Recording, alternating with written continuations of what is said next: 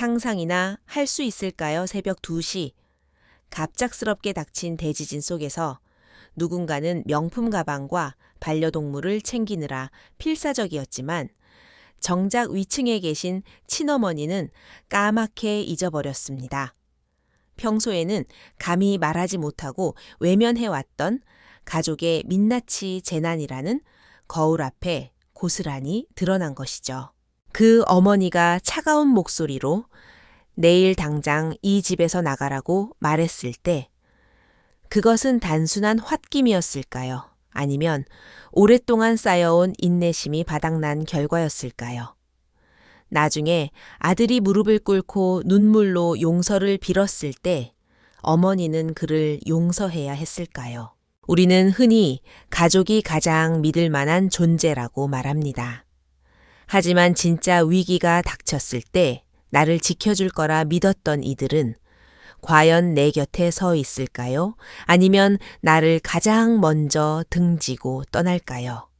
오늘은 가장 처절한 배신을 경험한 후 자신의 삶과 진정한 가족의 의미를 다시 찾아가는 한 어머니의 이야기를 전해드리려 합니다. 제 이름은 임순자 올해 75입니다. 흔히들 지진이 나면 인간의 본성이 드러난다고들 하죠. 예전에는 그 말을 믿지 않았습니다. 위기의 순간에는 혈육끼리 서로 의지하고 돕는 것이 본능이라고 생각했거든요. 하지만 그날 밤 저는 그 말이 사실임을 깨달았습니다. 다만 제가 마주한 진실은 차마 믿고 싶지 않을 만큼 잔인한 것이었습니다. 유난히도 평범한 여름밤이었습니다. 서울 분지는 낮 동안 머금은 열기 때문에 거대한 찜통처럼 다궈져 있었죠. 저는 거실 불을 끄고 북향인 제 방으로 들어갔습니다. 침대에 누워 막 잠이 들려던 찰나 갑자기 거대한 진동이 저를 침대 밖으로 내동댕이 쳤습니다.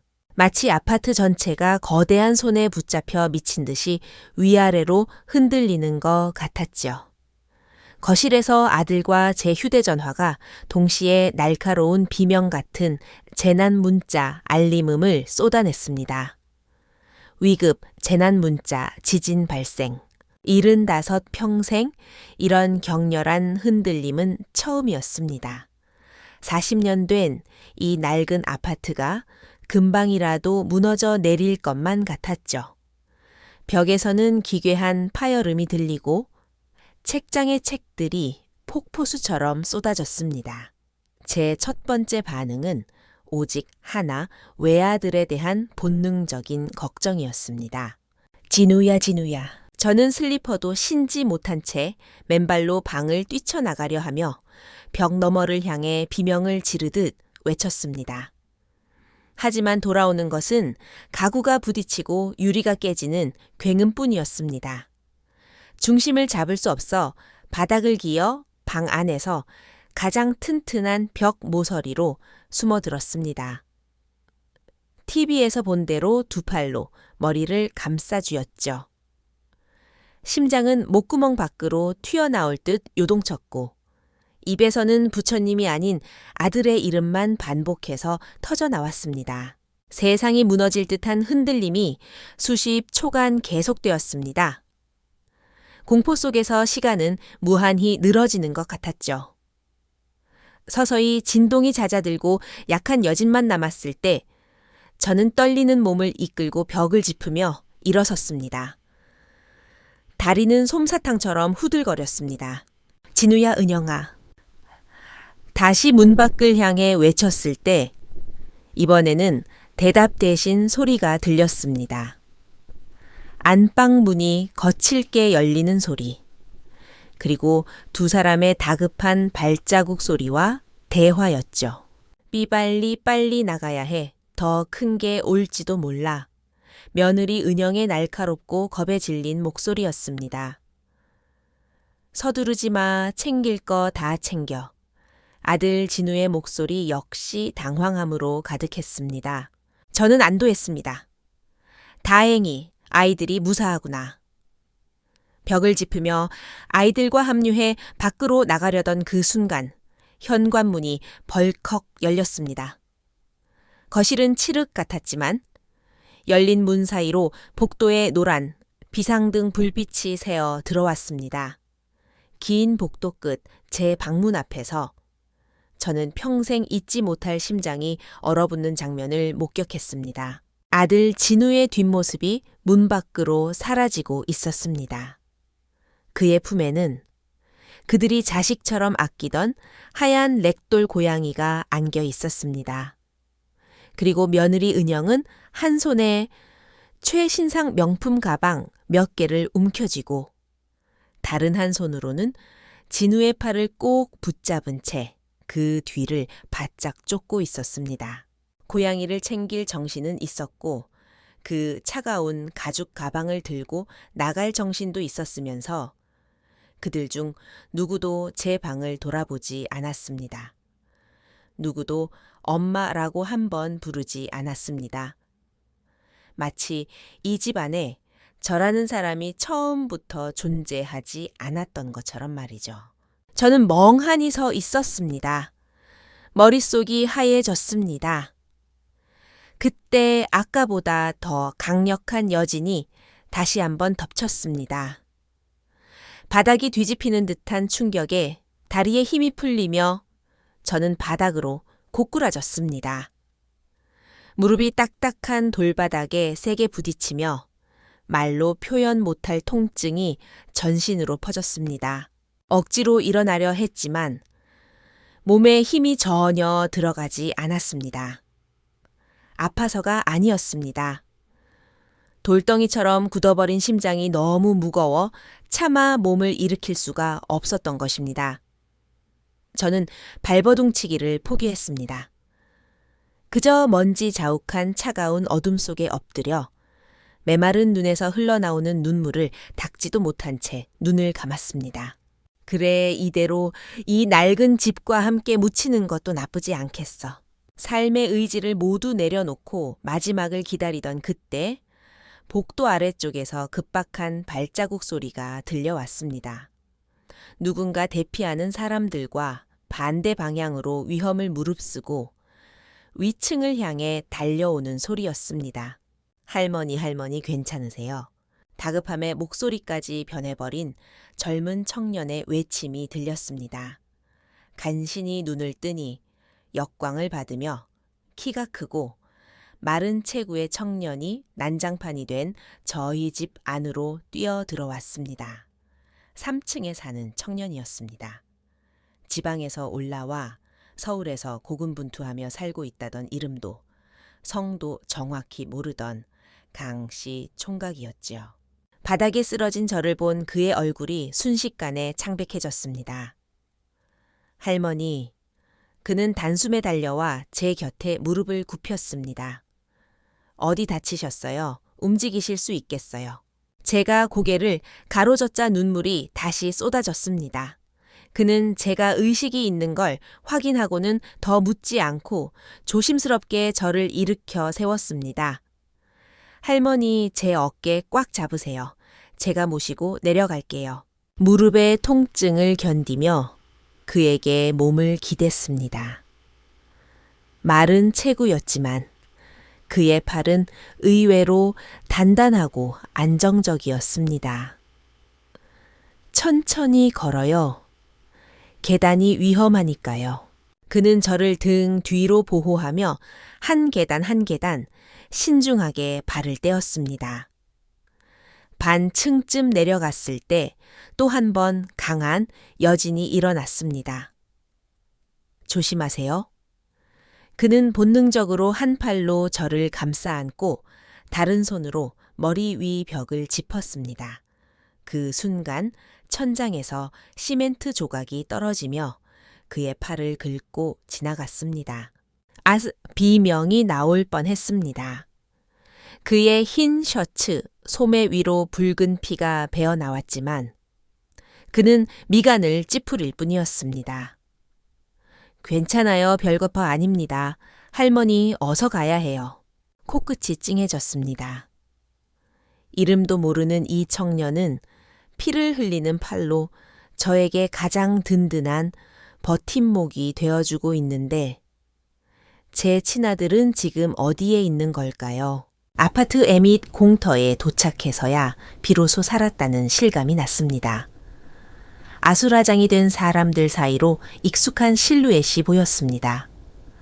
커다란 느티나무 아래 아들 진우와 며느리 은영이 서 있었습니다.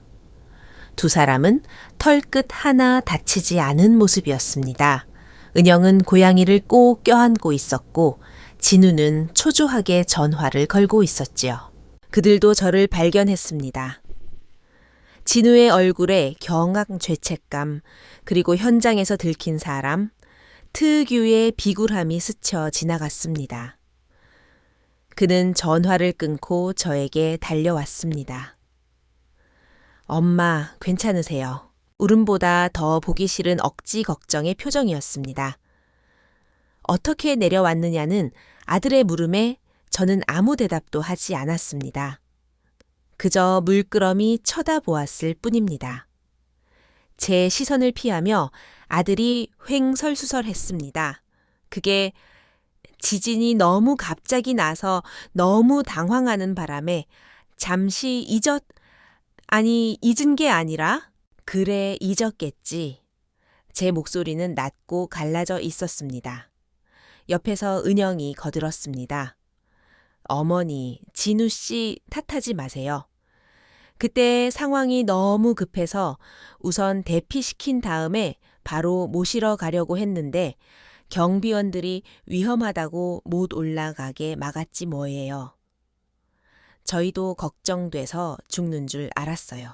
눈물까지 글썽이며 효자 효부 연기를 하는 그들을 보며 제 마음엔 더 이상 아무런 파동도 일지 않았습니다. 저는 그들을 외면하고 구급함을 들고 뛰어온 강씨 총각에게 말했습니다. 총각 고마워요. 팔 좀 봐요. 많이 다쳤네? 그는 쑥스러운 듯 웃었습니다. 괜찮아요, 할머니? 그보다 할머니가 많이 놀라셨을 텐데. 그는 제 무릎에 약을 바르고 붕대를 감아주며 조용히 덧붙였습니다. 사실 제가 더 감사하죠. 평소에 직접 기르신 채소며 과일이며 늘 챙겨주셨잖아요. 서울 살면서 그렇게 고향만 느껴본 게 얼마만인지 몰라요. 순박한 그 얼굴을 보니 또 눈시울이 뜨거워졌습니다. 아들 부부는 저를 잊은 게 아닙니다. 애초에 기억할 가치조차 두지 않았던 것이죠. 날이 밝고 건물이 안전하다는 확인을 받은 뒤 집으로 돌아왔습니다. 집안은 전쟁터 같았습니다. 진우는 다시 사과하려 했지만 그때 은영이 눈치도 없이 제 속을 뒤집어 놓는 말을 뱉었습니다. 그러게 제가 진작 이 낡은 아파트 팔고 24시간 보안되는 새 아파트로 옮기자고 했잖아요. 그랬으면 이런 고생 안 했죠. 그 말은 제 분노와 실망의 둑을 터뜨리는 마지막 열쇠가 되었습니다. 저는 차분하게 하지만 얼음장처럼 차가운 목소리로 말했습니다. 새집 살고 싶으면 너희끼리 나가서 사려무나. 엄마 무슨 말씀을 그렇게 하세요? 진우가 당황했습니다. 어젯밤 너희가 이 노인네 버려두고 나간 순간부터 너희는 이 집에 살 자격을 잃었다. 내일 당장 짐 싸서 나가거라. 은영이 비웃듯 말했습니다. 어머니, 지금 화나서 그러시는 거죠. 우리가 지금 나가서 어디로 가요? 저는 아들을 똑똑히 응시했습니다. 너희가 어떻게 나갔는지 생생히 기억한다. 너희는 나를 잊은 게 아니라 애초에 생각조차 안 한 거야. 지진 때도 버리는 어미를 평소엔들 기억하겠니? 이 집 내가 평생 일궈온 거다. 너희는 그동안 대출이자도 월세도 안 내고 내 밥 얻어먹으며 살았지. 하지만 어제 알았다. 너희는 나를 가족이 아니라 밥해주고 쓰레기 치워주는 무료 서비스 정도로 생각했다는 걸. 저는 방에서 부동산 등기부 등본을 가져와 탁자에 던졌습니다. 소유주 임순자, 내 집이다. 너희는 이제부터 불법 점유자일 뿐이니 당장 나가. 다음 날 아침 아들은 어제 일이 없었던 것처럼 출근 준비를 하며 엄마 이따가 저녁에 다시 얘기해요 라고 말했습니다. 은영은 방에서 나오지도 않았죠. 저는 미리 준비한 서류를 들고 현관으로 갔습니다. 그때 문을 두드리는 소리가 났습니다. 경찰 두 분이 서 있었습니다. 임순자 씨 댁 맞습니까? 퇴거 요청 관련으로 출동했습니다. 아들의 얼굴이 흙빛이 되었습니다. 엄마, 어떻게 친아들한테 경찰까지 불러요? 너무하신 거 아니에요. 경찰은 단호했습니다. 집주인께서 정식으로 퇴거를 요청하셨고 법적 권리자가 누구인지 확인되었습니다. 원만히 협의하시되 조속히 이사를 준비하십시오. 은영이 비명을 질렀습니다. 미쳤어. 진짜 미쳤나 봐. 경찰의 제지 속에 결국 이삿짐 센터가 불려왔습니다. 저는 제 목숨보다 소중하다던 고양이와 명품 가방들이 실려 나가는 것을 묵묵히 지켜보았습니다. 그들이 떠난 뒤 집안은 고요해졌습니다. 처음 며칠은 평화로웠습니다. 늦잠을 자도 되고 보고 싶은 TV 프로그램도 크게 틀어놓고 봤죠. 하지만 밤이 깊어지면 공허함이 밀려왔습니다. 무엇보다 무서운 건 또 다른 재난이 닥쳤을 때 나를 지켜줄 사람이 없다는 사실이었습니다. 하지만 그 사람이 나를 버릴 사람이어선 안 된다는 사실 또한 분명했습니다. 일주일 뒤 저는 공증사무소를 찾아가 중대한 결정을 내렸습니다. 유언장을 작성한 것입니다. 내 모든 재산과 아파트는 사후에 아들 박진우에게 물려주지 않는다. 전액 공익단체에 기부하여 지진 구조 활동 및 유가족 지원에 사용한다. 도장을 찍는 순간 혈연과 금전으로 얽힌 그 취약한 고리가 완전히 끊어지는 기분이었습니다. 어느 스톨라의 날 오후 고마운 마음에 과일을 챙겨 3층 강씨 총각을 찾아갔습니다. 그런데 그의 문이 활짝 열려 있고 짐 상자들이 쌓여 있더군요. 강 총각, 어디 가요? 아, 할머니. 집주인이 딸 결혼시킨다고 방을 비워달라네요. 갑작스럽게 구하려니 서울 방값이 너무 비싸서 친구네서 당분간 지내야 할 것 같아요. 성실한 청년이 곤란해하는 모습에 마음이 쓰였습니다. 그때 한 가지 생각이 머리를 스쳤습니다. 우리 집 빈 방이 있는데 그리로 올래요. 그가 눈이 휘둥그레졌습니다. 네, 그래도 되나요? 월세는 안 받을게요. 대신 조건이 있어요. 저녁마다 나랑 같이 밥 먹어주고 말동무 좀 해줘요. 지난번 지진처럼 무서운 일이 또 생기면 늙은이 혼자 겁먹지 않게 그렇게 강 총각 민수가 저희 집으로 이사 왔습니다. 삭막했던 집에 다시 온기가 돌기 시작했습니다. 민수는 퇴근길에 같이 저녁을 준비하고 스마트폰 사용법도 가르쳐주며 제 일상을 채워주었습니다. 전라도 보성 출신이라는 민수는 부모님 고생 덜어드리는 게 꿈이라며 눈을 반짝이는 착한 청년이었죠. 아들 진우에게서는 반년 동안 연락 한 통 없었습니다.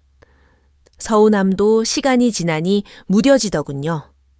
설날을 앞두고 민수가 조심스럽게 물었습니다.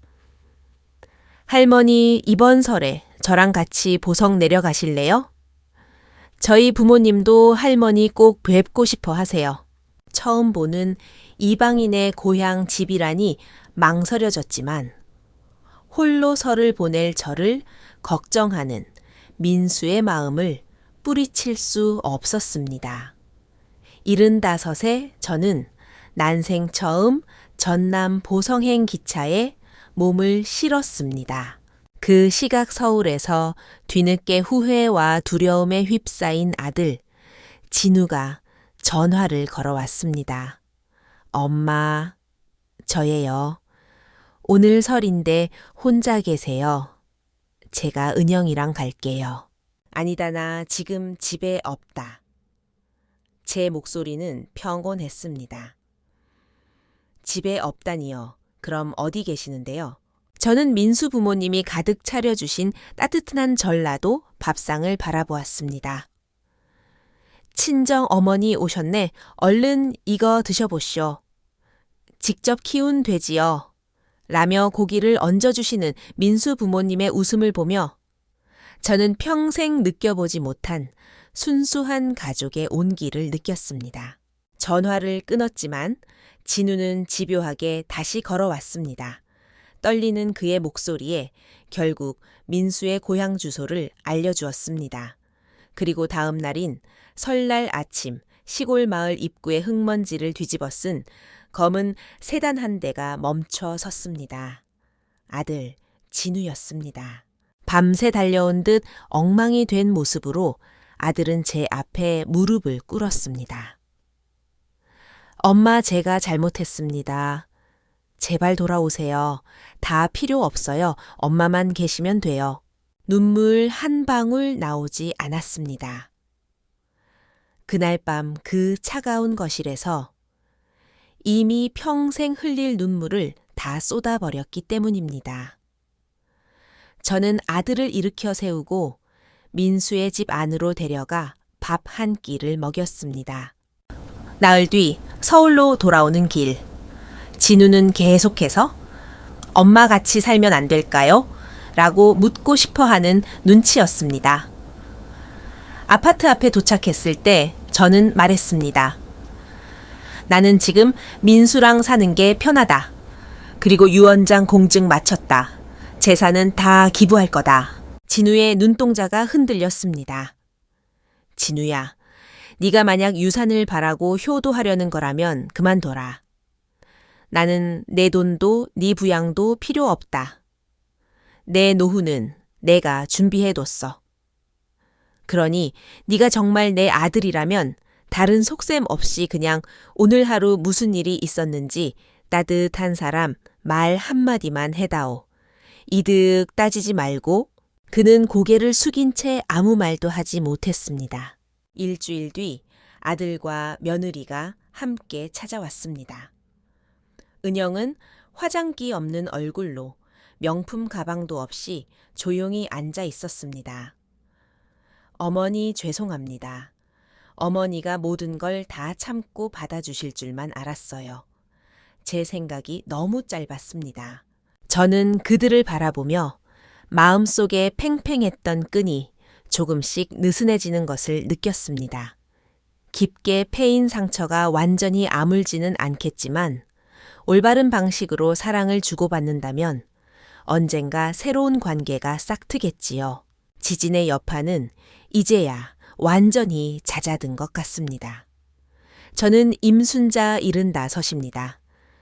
제 인생엔 대단한 건 없지만 저를 깨워준 지진 한 번과 제 스스로 결정한 유언장 하나가 남았습니다.